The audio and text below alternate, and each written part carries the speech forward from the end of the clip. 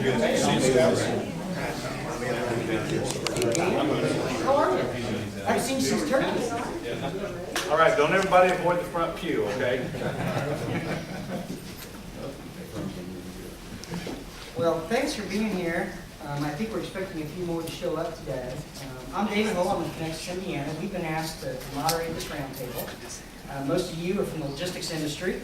The logistics industry obviously is not just highways. I mean, the logistics industry is everybody that moves a product from when it's created until when it's consumed by the consumer. Connecticut, Indiana is a nonpartisan think tank that basically sort of looks at our logistics network and how we make things happen. And so we're very excited to be here and to be able to moderate this event. Everybody's got note cards, so please write your questions down. What's going to happen is Representative Bucshon here is going to make a few remarks here in just a second. I do want to say we got a couple special guests here. Mayor Lloyd Winnicky, thank you for letting us use the room here at the City Council, and Steve Schaefer is Chief of Staff, so thank you both very much for getting us the room so we could use this today. And then I think we'll go ahead and get started if you're ready to go. Yeah. Well, first of all, thank you all for coming today, and thanks, David, for coming down from Indianapolis. Very much appreciated. And thank Connexus for helping to organize this roundtable. As you all know, the importance of passing a highway bill provided certainty to states and job creators regarding the future of transportation projects, at least for the next 27 months. I did serve on the conference committee, and Indiana came out very well in the final product, in my view, and in the view of many others. Our funding level will be the same as it has been, and then next year will actually go up, where we will be getting back about 97% of our highway trust fund contributions compared to historically. Even as late as the late 1980s, we only got 78% of our dollar back, and most recently 92 cents on the dollar. So we'll see a slight increase in our transportation funding. We also had some fight in the conference over the future of public-private partnerships, specifically as it relates to Indiana and the highway lease. That had we not been successful in that discussion, Indiana would have lost over $40 million a year based on the utilization of a public-private partnership. And it would have set back P3s, I think, at least for the next 27 months, significantly across the nation. The bill also streamlines the environmental review process, consolidates and eliminates duplicative programs, and provides more flexibility to the states when it comes to the way that you can spend your money, the states can spend their money. We were successful in getting rid of a lot of government red tape, but we still have a ways to go. The length of the bill of 27 months, essentially 2 years, the last 3 years of this fiscal year and then 2 years, was not sufficient in my view, but based on the challenges that we have financially in funding our highway projects, that was to keep the funding levels adequate. That's the length of the bill we were able to work out. I'm hopeful in the next bill we'll be able to get a 5 or 6 year highway bill. We will need to, in the future, address our funding challenges. As most of you probably know, the Highway Trust Fund is shrinking, primarily because of the higher efficiency automobiles and out there. And the Highway Trust Fund is funded by an 18.3.4 cent federal gas tax, which is not indexed to inflation, not indexed to GDP. It's just been that same number since 1993, and the buying power of that 18.4 cents is now about 11 cents compared to $1993. So you see where our challenges lie in funding our federal highway program. People like myself are strong believers that one of the main roles of the federal government is to ensure adequate infrastructure in the country to allow our commerce to work.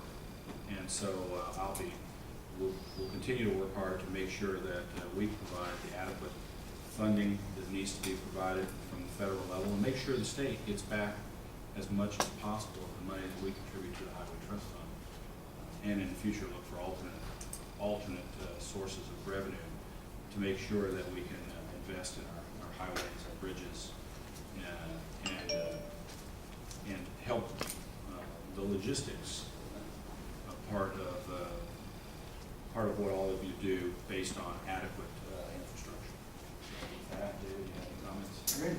No, I think I have to say this. I need to give kudos where it's due, and Indiana was on track to lose substantially in Highway Trust Fund revenues. And if it wasn't for Congressman Bucshon being on the conference committee and making sure that that didn't happen, that could have been very devastating to the state of Indiana. And in fact, luckily, we're going to be about 97 cents on the dollar, where I think we were going to be, I don't know, it was like 89 cents or something. But it was much lower, and that could have been, that's probably around $100 million in state revenues, which is very significant to our highways. So kudos where it's due. Well, I'm going to start off with a question, and we'll be on highways if we could do that. And sure. Then if everybody else could, filter your questions around, Marcus will pick them up and then bring them on up here to me. But one of the questions I wanted to start off was discuss the importance of the locks in dams to southwest Indiana, and in particular, the Olmsted lock, which is the feeder lock that goes into the Mississippi River, and kind of where that particular lock stands. Well, obviously it's critical to our area, the inland, making sure that the Ohio River commerce is adequate. And as you know, we have some inland waterway challenges across the country, specifically as it relates to our area, the Olmsted Lock and Dam, which I did tour with a subcommittee chairman, Bob Gibbs from Ohio, maybe it's about 8 months ago, with the Corps of Engineers and other officials looking at that project. And as you may or may not know, the project's they've been working on it since the late 1980s. They've had some technical challenges with the area of the river that they picked to put the new lock and dam in. For example, one example is the water level where the dam is varies over the course of a year by 45 feet. So the river, there's a significant challenge there based on where the river is, depending on whether it's dry time or whether there's been heavy rain. They also had some engineering challenges where they were planning on putting in new hydraulics to help the dam function. As you probably know, most of these locks have drop-down areas where ships can just go through without going through the actual lock at certain times. They were going to raise and lower those by hydraulics. That engineering was a disaster. They realized they couldn't do it because of the challenges in the river. So they went back to essentially a manually raised and lowered section, but that set them back years. And then because of budget overruns, they've had funding challenges. The honest answer is that because of these engineering difficulties, it's taken many more years to complete it than was predicted, and a lot more money. So we've had funding challenges, but I think they're on their way. I think they're projected in the next 3 to 5 years to have that working. The inland waterways is critical to our area. The other thing that extends from that is our ports, and we have challenges around the country on the depth of our ports, specifically related to the fact that when the Panama Canal completes its longer and bigger locks, bigger container ships will be able to go through there.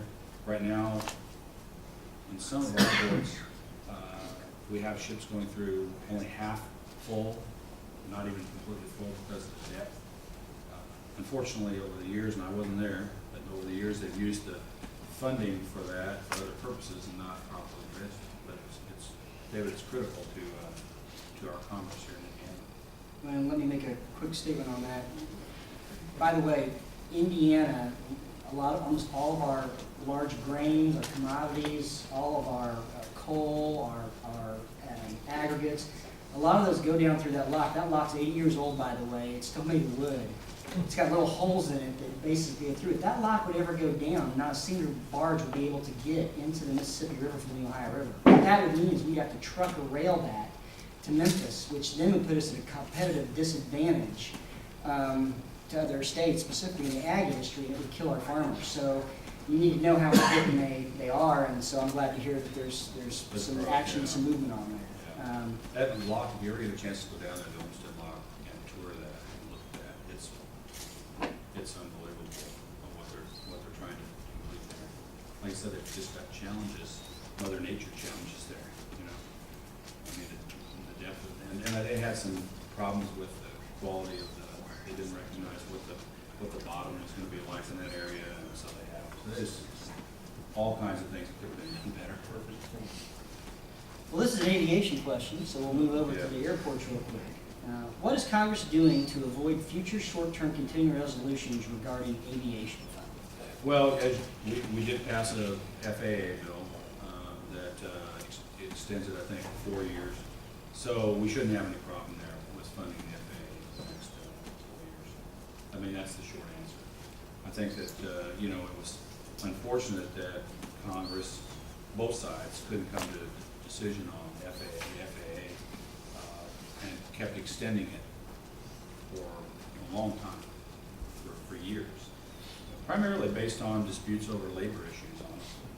I mean, most of the other big issues were resolved, primarily dispute over labor issues. And we were able to finally work those out and get an FAA bill passed this year. I think the success of that should go to Chairman John Michael from Florida, and honestly Chairman Barbara Boxer from California on the Senate side, who were able to work together and work out these differences and get it done. Well, this is sort of a continuing on that track in regard to the airports. I think it's more of a statement, I think, more so than a question, but it says need to preserve 95% funding for multi-air airport projects. Reduction to 90% has a $2 million impact on Vanderbilt County taxpayers. I believe this is in the House bill, the person said. It says to make sure it is retained in the Senate bill. So I'm not sure what bills are moving, but you might want to talk about those. So let me read the question, Yeah. because that doesn't sound something that's familiar. We can, If the person wants to clarify, yeah, go ahead and clarify. Doug, go ahead and give us the Give us skinny. yeah, give us the skinny. Yeah, basically, you passed the 4-year Senate bill, but the appropriations bill is what I'm speaking to, that actually funds the bill. Yeah. And I think there is a House bill, I think the House passed the bill, and there was some language in there that for multi-year project at small airports, which ours is, there was some language to preserve the 95% funding level. Of course, you know, it dropped to 90% in the 4-year bill. So I guess it's a sense of fairness for the smaller airports that started the multi-year projects that frankly were mandated by the FAA. Now all of a sudden we're getting hit with a bigger chunk of the bills for the. Yeah. Well, from my perspective, obviously, we will do everything we can to make sure that our airport is not disadvantaged in reference to larger airports around the country, and that has been historically a problem, as you know. I mean, our airport is, and I've talked to Doug about a lot of the airport issues many times, is obviously critical to our community when it comes to not only just transporting citizens, but for commerce and also to attract business and keep businesses in our area. One of the issues that they look at is the ability of their executives and others, their customers, to access our region. And so we'll do everything we can to make sure we can continue to do that. Thank you, appreciate it. What can be done to ensure more funding is directed to our infrastructure? Wide open question. Yeah. Well, again, the Highway Trust Fund is the federal gas tax, and right now that's what funds the Highway Trust Fund. There's a significant challenge with that. I think I already said that our buying power is only 11 cents on the dollar compared to what it was in 1993. In retrospect, I wish they would have indexed it at the time to GDP growth or inflation. That would have been probably the thing to do at the time, and we wouldn't be struggling with this. But there are a lot of ideas out there that I'm just going to throw those out. I'm not supporting or not supporting any of these ideas, but there's a lot of ideas out there. Obviously, One is to address the federal gas tax and either index it to inflation or GDP growth, and/or have a conversation with the American people about what it actually does. Because if you talk to people out there and say, what the federal gas tax does, most people don't really know. I mean, most people think it just goes into the general fund and gets spent for whatever. But it's been earmarked, I wouldn't use the term earmarked, but it's been directed to the federal, to the trust fund for federal highway projects. I think if we can do a better job of telling the American people what that's for, they would be understanding of the fact that if we're going to continue to fund infrastructure, we have to address that. And there are other ideas being thrown around, out there, and I think we need to find more funding for infrastructure. Like I said, I firmly believe that that one of the roles of the federal government is to ensure adequate infrastructure for our country. Our businesses, everybody depends on it. So, right now there's honestly no right answer to that question. I mean, I think the first step is to inform the American people about where we are and what our challenges are. As a follow-up to that, how do we deal with the diversion issue? Because obviously, when the Highway Trust Fund was set up in the 50s, it was based around that money would be used really for highway, bridges, and maintenance only. But obviously, it's expanded into many other items. And it's not that rails to trails aren't positive, but in essence, that's really wasn't what the money was intended for. It was really a user fee. So when you went to the gas pump and you collected it, it would be used to pay for the roads. How do we deal with the diversion? Well, in our highway bill, we did that by giving the states more flexibility to use their money for other, for example, in the situation of say a bridge goes down somewhere, that they can access all the federally available funds rather than having 10% of those that were specifically set aside for things like you were talking about that are not related to bridges or roads. Then what I usually say is that moves people or things or products. So we did that in our highway bill, gave the states more flexibility, not only in emergencies but otherwise. Give them the ability to potentially opt out of using any of their money for these other projects other than improving the infrastructure. So I think we still have some work to do there. I don't in general believe in when you, it's our money. I mean, it's the state of Indiana's taxpayers' money. So sending it to Washington, D.C. and then Washington, D.C. sending the money back with the mandates you got to spend it on something versus other things, I don't believe in general. We were able to make some progress there. I think that the states and locally should have essentially complete flexibility on how to use those funds. If they want to use all of their money on planting trees and doing these type of things, that's their prerogative. If they want to use all their money to build roads and bridges, that's their prerogative because it's our money. And so we have made progress. We're not quite where we should be. Okay. What economic impact do you see I-69 and I-67 having on the region? Well, huge economic impact, obviously. I think the I-69 project, which I'm working on, I did an aerial tour, and I'm working on doing another aerial tour shortly to see the progress in that highway, is, I think, going to have a dramatic influence on our region. When I travel up through Washington, Indiana, Petersburg, and all the towns, Crane Naval Surface Warfare Center, which we were just up there earlier this week at Westgate, which is the industrial park next to Crane, all are going to benefit significantly from having an interstate highway in that area. And we through some of the things we did on the transportation reauthorization bill, we were able to convince the Bloomington area to put the highway back on their plan, which they have, and now so we don't really have any problems in that area. So I'm the I-67, for those of you who don't know, is essentially it's where 231 goes up from 64 up through the Huntingburg area, Jasper, and then the idea is to curve it over to I-69 around Washington, Indiana. And that is a project that some of you in the room are working on. and that Stephen Reeves from my staff is an ex officio, so to speak, member of that committee to make sure that since those counties are being added to the 8th district, that we're aware of what's happening there. And I think for those communities over there, it'd be a significant improvement in their access to commerce. So all of those things I think are important. We can't underestimate I-69, and that's why the challenge we're going to have in the future is getting a bridge built from Indiana across into Kentucky to connect the highway going south, and we're already trying to talk with people and work on those issues to try to find a way to make that happen. And so it's everywhere I go, all the towns up along there. It's very important. You really also can't underestimate the importance of Crane Naval Surface Warfare Center because of the economic impact that facility has on south central and southwestern Indiana. It's big. As a person who drives down here on a regular basis and goes to Jasper and to Evansville, we need something.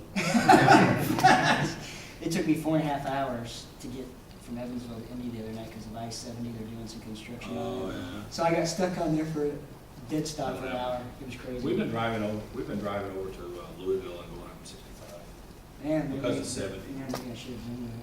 Because of 70 construction, the construction on 70. Which is amazing that you have to go almost across the state. All right, well, I'll go ahead and continue on. And this is a good question. I think it's kind of how does Southern Indiana do in comparison to the rest of the state in receiving infrastructure funding? And I assume they're talking about all modes, but I'm not 100% sure. And secondly,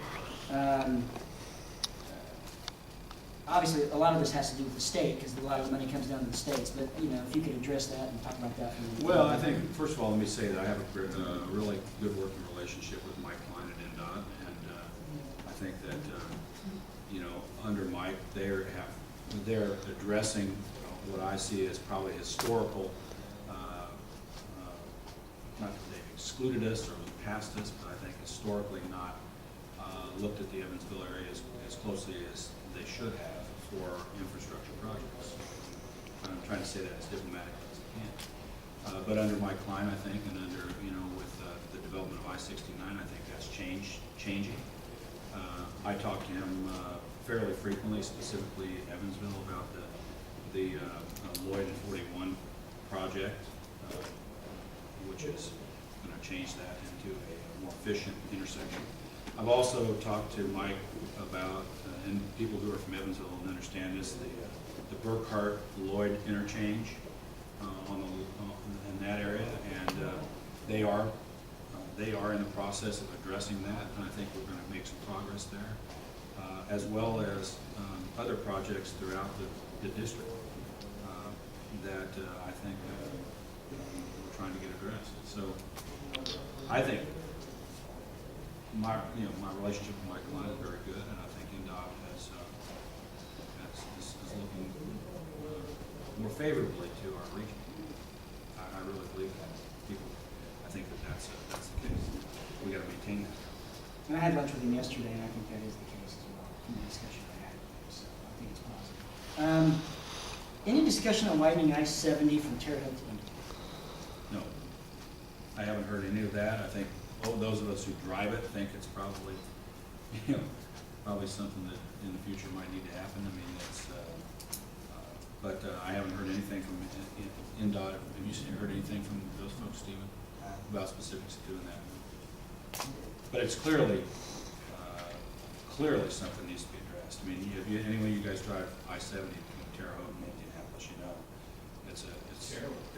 it's horrible. It is.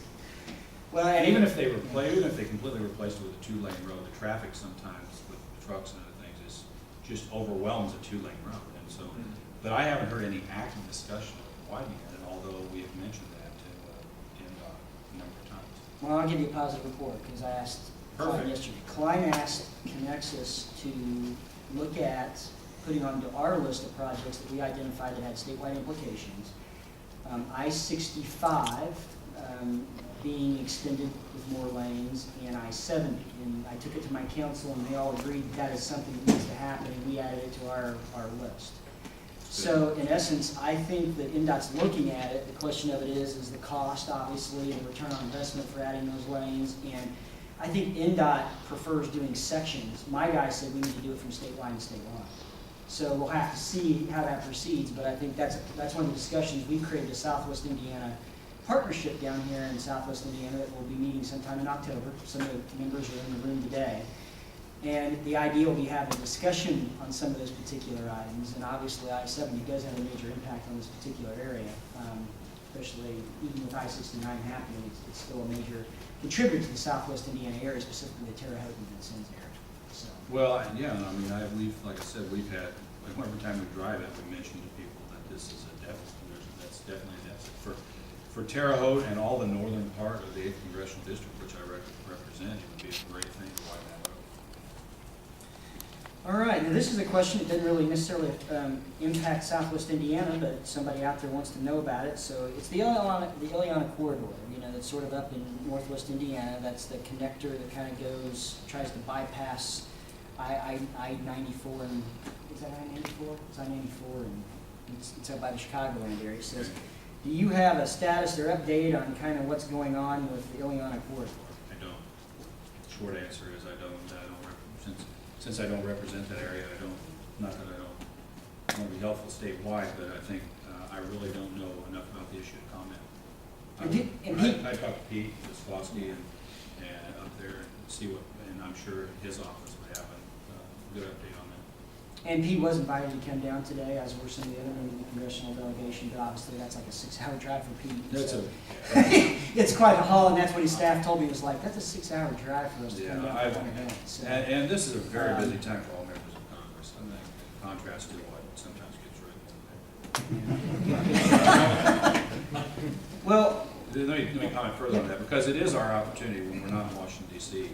to do what is, I think, is a critical part of our job, and that is go to all the counties that we represent and actually talk to the individuals that live there, talk to the businesses that employ people there, and the local community leaders, and find out exactly what's happening and what issues that we can help with. And that's what we're doing. And you know, I think that's what all members of Congress are doing during this time period. and I have to say, you know, having the congressman on the transportation committee, Pete Wiskowski, you know, it's bipartisan, whether Democrat or Republican, having him on the appropriations committee is very helpful in making sure that our funding and everything else and all the different infrastructure nodes is obtained and works, because I think, you know, Pete voted for the highway bill and was very supportive of all the initiatives. In fact, our entire delegation was. They worked extremely well together in this last highway bill. What do we have to do to make the I-69 Henderson-Evansville bridges happen? So what's sort of the next steps on that particular project? Yeah, at this point, we're not intimately involved in the discussions, but a lot of the issues are honestly not to Kentucky, but they're on the Kentucky side of it. And from the people that I talk to related to that, that's where our challenge is going to be. And so we have to, you know, interact with the state of Kentucky to get that bridge completed. I think, you know, ultimately, you know, the bridge will be completed when, I don't know, but it's, you know, and how to fund that is in limbo, although the people that really understand what's probably going to happen to that bridge realize it's probably going to be a toll bridge. So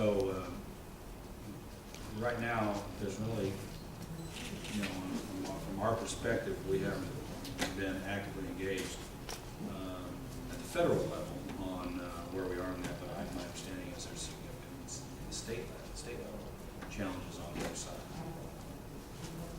Okay. In the highway bill, steps were taken to refine projects and cut the red tape that bogs the process down. Could you speak specifically to what some of these refinements were? I don't have it in front of me, but I can tell you we and I didn't bring those with me, but let me just to address the streamlining process.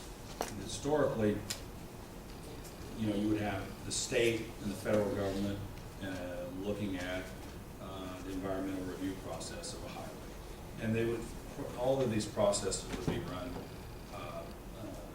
consecutively, so to speak. So you know, the state would do their thing, and then the feds would do their thing, And so it drug the process out of it. And then if you add in lawsuits and other things, both local and nationally, in that process, the whole process of getting that completed drug out for many, many years, as much as a decade in a lot of projects. And so what we have done is, first of all, given on smaller projects, less than $5 million of federal funds that go into a project, the state and local process will be enough for them to access $5 million or less federal money for a project. So smaller projects, rather than getting bogged down in the national NEPA process and other things, will be more quickly authorized to receive federal funds if it's less than a project, $5 million or less, which is a big deal. So that's one thing. And then allowing the state and the feds and everybody to do what they need to do concurrently rather than consecutively is something that will tighten that window of getting that done. Nothing that we did eliminates the process. That was one of the points of contention. Well, you guys just want to, keep NEPA, the review process out of it and all that. Totally untrue. But we want to make sure that they work together in a concurrent process that tightens up the review process. We've also set, I have some of that listed, set deadlines on federal agencies to complete their process. We've put in some deadlines on categorical exclusions of projects in the right-of-way, like projects that are in the current right-of-way. Rulemaking, we have a 180-day deadline for the Secretary to classify projects as existing operational right-of-way as a categorical exclusion. A categorical exclusion for projects destroyed by disaster, again, rulemaking within 180 days to classify these projects being rebuilt after a disaster as a categorical exclusion in the NEPA process. And then state law standing in for federal law study on which state laws provide the same level of protection as federal law, which means the state laws are the same as the feds. If they've complied with state law in that review process, then they have the same standing at the federal level, which is a significant. There's significant progress in that review process. So setting deadlines at federal agencies, running things concurrently, giving an exclusion for projects that receive less than $5 million or less of federal money is a significant progress. In program consolidation, I don't have the programs specifically in front of me, but anyone's interested, we will get those to you. But in general, we consolidate the number of federal highway programs by 2/3, eliminating dozens of programs and making more resources available with flexibility to states and metropolitan areas. There was a lot of, there were a lot of federal programs. Consolidate them to make them more efficient and effective. And so, in general, that's what we've done. One other thing under the streamlining, under deadlines for slow-moving projects, the Secretary of Transportation sets deadlines to make sure all approvals occur within 4 years. After these 4 years lapse, agencies that are involved may lose funding through automatic rescission as a result of missing deadlines when it comes to approving the project. Puts a lot of pressure on federal agencies to get their job done. These are all things that cut red tape and improve the length of a highway project. Projects, on average, ballpark, 15 years if the feds are involved. We're hopeful that this will bring it down to half that ballpark, 7-8 year process. And people say, well, why would that make a difference? Big time cost savings in that. Because in the process of, you start a project, you got in a 15-year time frame, just think about the fluctuation in products that you use to complete a project. It could be, if it's a bridge, the cost of steel, who knows where it'll be in 15 years. What the cost of all of everything essentially will be. So you shorten that time frame, and you get a lot more certainty in where your costs are going to be to complete a project. People can project more at the state and federal level about the final cost of the project. A lot of advantages. Okay. 99% of the highway bill was good, and there was probably, I'd say, 1% that was bad. And there was a provision that was inserted in the last minutes that allowed the Army Corps of Engineers to potentially close the Chicago locks, which is Indiana's only access from the Great Lakes to the Mississippi River. Can you explain? I know that Senator Coates, obviously, in the end, I think voted against the bill just because of that provision being put in. Can you explain to me, what can be done to fix this particular issue, and how much authority does Army Corps have, and where does this go in the future? Well, that got added in probably, it was very unfortunate because it got added, it's something I'm against, obviously. It has to do partially, it has to do with this carp, the Asian carp in the Great Lakes. And they have a significant problem with that. And so a representative from Michigan, Dave Camp is his name, he's chairman of Ways and Means Committee, and was also part of the process from Ways and Means side of finding the money to fund the highway bill. And other Great Lakes area representatives added this in. And my take on it is that with everything else, not like you said, 98, 99% bill being good, I think, we felt like we would go after fixing that at a later time. Right now, since it just happened, we're looking for legislative possible ways if that affects Indiana to change that. But it was Great Lakes area, people that represent the Great Lakes area who are concerned about Asian carp and how they're getting into the Great Lakes that added that in. We had that came up earlier, maybe last year, as a separate proposal on the House floor, and we were against it, which we should, for Indiana, it's not a good thing. So right now, I don't know where we are with that. It just happened, and again, it's one of these things you'll find. A lot of things that happen on some of these bills are not partisan; they're regional. That's what's happening with, for example, right now with the farm bill. It's not partisan; it's regional differences. This was a regional thing. I think it's unfortunate the way it happened. Obviously, being new to Congress, it's exactly what the type of thing that we don't want. We're trying to stop this the last minute things going in, but it still happens. Okay. Another question. There's obviously been some movement and some attempts on a slackwater harbor here in Evansville. I assume that your office has been given a briefing on that particular project. What's your thoughts on the slackwater harbor and feasibility of it? Army Corps of Engineers? Has there been any discussions on it?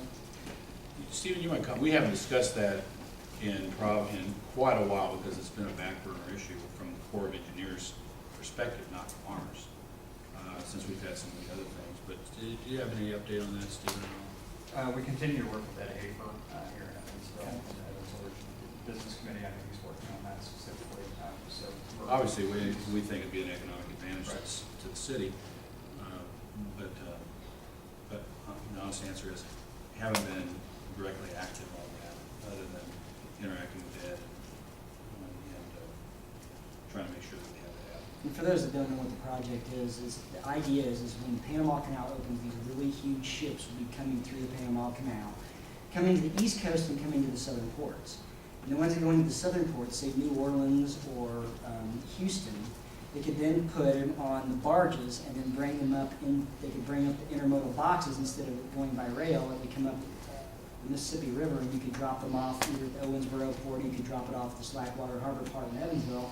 And it gives you a way to get products directly in here at a faster and a cheaper rate than having to then use two different modes of transportation. So I think that's the attempts and the idea behind having a Slackwater Harbor in Evansville. And of course, obviously, it would benefit Owensboro, if we can open up, once those ports open up. The question is, they have some dredging issues. All the ports except for two in the East Coast, and that's Norfolk and New York, are the only ones that are deep enough to take these huge ships. And so Congress is having some debates right now. I mean, you might want to talk about that a little bit, about dredging issues. Well, I'm a co-sponsor on a bill by Charles Bucshon, who's from Louisiana, to make sure that the dollars, the taxes that are paid by the people that utilize the ports are actually used for the ports, specifically related to dredging issues. And I don't, the bill number on that, I can't recall, but it will be on my website if you're interested. It's just bucshon.house.gov, Charles Bucshon from Louisiana. Because I found out, which is, you find out a lot of things when you're new to an organization like Congress. Yeah, literally every day. You find out that, believe it or not, the money that's being paid by the people that utilize the ports was not being utilized to dredge the ports properly. It was just kind of getting by. And I think I made earlier comments to the effect that some container ships have to come in half full or 2/3 full because of the depth of our harbors, which is a problem. And so we are addressing that. And I tried, along with some others, to get that final version into the highway bill. I didn't quite work out, but because, believe it or not, there's within the Congress, it's the difference between authorization of funding and appropriation of money. And we've been able to change, we've been able to get the Appropriations Committee, basically the Appropriations Committee, people on that, and on both sides, are always looking around for money. I mean, they're looking around, to find money, appropriations money, to use for, for projects, and they have shifted money around. This is not new to anyone, Social Security Trust Fund, others. But my view is these trust funds and should be used for what their purpose they're intended. And unfortunately, we've not been using the Harbor Trust Fund historically for that. So right now, I think in the next Congress, I think we'll get that done. It's a difference between what the appropriators want to have available to them to use to fund projects around the country unrelated to Harbor. And what I believe, and what Charles and others believe, needs to be at this critical time with the Panama Canal being done, focused on making sure our ports are deep enough to take these container ships. And it would be a big advantage to Evansville if we could get this, have the ability to access those ships in the city and unload and load those ships here. And that's very important in Indiana. I mean, the harbor maintenance tax funds the Great Lakes. It funds all the operations on the Great Lakes, and it funds all of the ports along the borders of the United States. And believe it or not, most of our products come into those ports. And if you can get those kind of ships in, and right now, that money is diverted currently to the general fund. And they have a surplus in that fund, but they really don't have a surplus now because the money is being generated and sent to other items in the budget. So that's We're trying to stop that. That's good to hear that they're trying to end that practice. It's a bad Like I practice. said on my website, I looked through the bills I co-sponsored. It will be by Charles Bucshon from Louisiana related to that, to try to make sure those funds are used for what they're supposed to be used. Obviously for him, down in Louisiana, in that area, is very important for the future of that part of the Mississippi River and how we access our inland waterways, which obviously affects us. Do you foresee any additional Tiger grants? I don't know. I think, there's a lot of people, out there that it's hard to know. Okay. Would you support, if Tiger grants do continue to exist, would you support Tiger grants supporting P3 type projects? Yeah, I think if done properly, yeah. Sure. Okay. I think that answers the person's question. That was good. Quickies. Truck weight limits. Yes. Now, this is controversial, and let me preempt this before he answers it. Truck weight limits in the industry itself, and Shepard's out there in the crowd, That was not my question. no, it wasn't. But the truck weight limits are supported by some and opposed by others, depending on the trucking firm. And of course, the larger trucking firms a lot of times want higher truck weight limits. The smaller ones don't because they have to put more capital investment in to do it. And then the flatbed guys definitely want more truck weight limits. Now there is an issue. Michigan has a lot higher truck weight limits than Indiana. So what happens is if you are a trucking company, a lot of times they have these little stations outside the Michigan border where the truck sits there and a second truck has to meet them where they have to transfer it over in order to bring it in, which is incredibly inefficient to the people paying to bring those products in. So what happened in the highway bill with truck weight limits? Did anything happen, and do you see anything happening in the future with truck weight limits? Yeah, let me refresh my memory. Okay. The bottom line is, and my position on it was, first of all, there are different stakeholders, and Shepard and I have talked about this quite a bit. I've talked with INDOT quite a bit about it, and I think where the Congress ultimately came down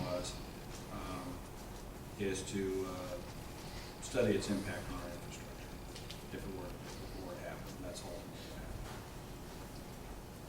And that if there's evidence that there's no significant impact on our infrastructure, and the stakeholders can agree, then that'll be changed. Okay. There is one area that that we worked on for the state of Indiana for the RV weight limit exemption, recreational vehicles. You may or may not know that in the northern part of our state, around Elkhart and other areas, the RV industry is big. In fact, I can't remember the exact number. It's like 70% of all of our RVs made in America are made in Indiana. They had an issue with city buses and over-the-road motor coaches already had an exemption on that related to their weight limit exemption, and RVs surprisingly did not. What was happening with that is that as more emission standard requirements were being put into place, the RV industry was struggling with complying with that without significantly increasing the cost and the length and size of their recreational vehicles. And since other vehicles similar to those, city buses, over-the-road motor coaches, had an exemption for reasons that were necessary, for similar reasons, that specifically we were able to get into the final bill, which is a real big positive for the state. It's another positive thing for our RV industry in the northern part of the state, because it helps us a lot. But on the truck weight issue, I'll be honest with you, I was very surprised about how difficult that issue was to sort out. And I think ultimately we don't want our state to be disadvantaged compared to surrounding states or other states in the country. And I think the majority of members of Congress keep down on, let's just show what the potential is to our infrastructure and long-term costs of maintaining our infrastructure. If there's no significant effect, then change it. Okay. Hours of service. There's been some attempts, obviously, in the past and recently to increase the hours of service on truck drivers, on the hours that they can actually drive or not drive. Is there any attempts or anything going on with hours of service right now that could have a negative impact on our trucking industry? Because obviously Indiana, per capita, has the most trucking firms per any state in the union, based on our size.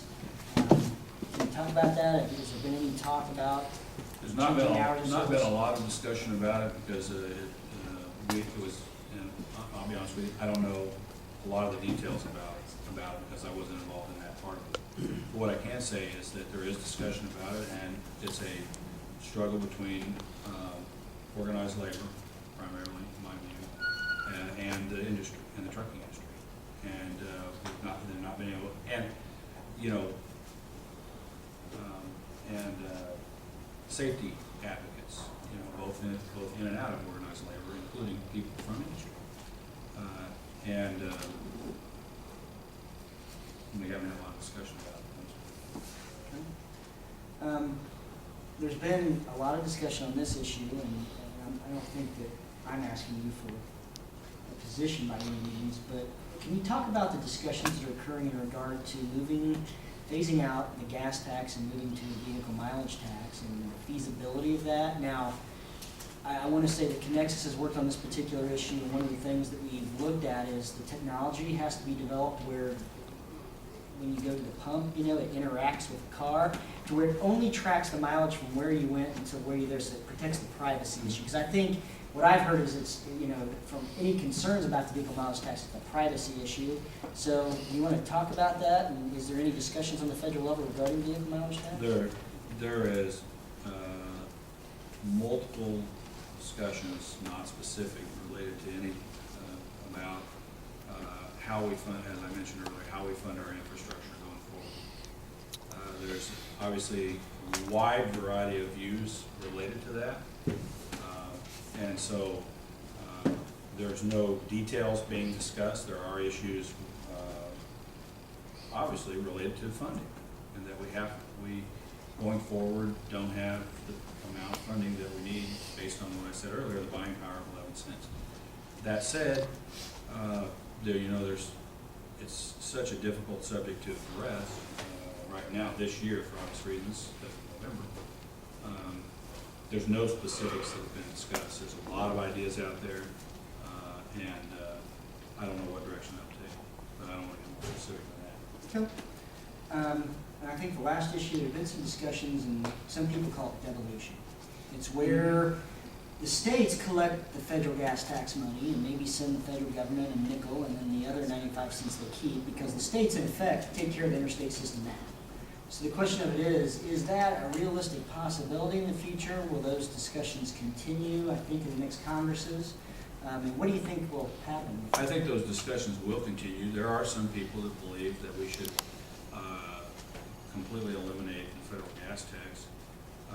My view, as I said earlier, is that the federal government has a significant role in making sure that we maintain our nationwide infrastructure because of its role in commerce and in our country. So I'm not one of the people that believes that position. But I think there will be some ongoing discussion of that. I think, the issue is from the federal standpoint,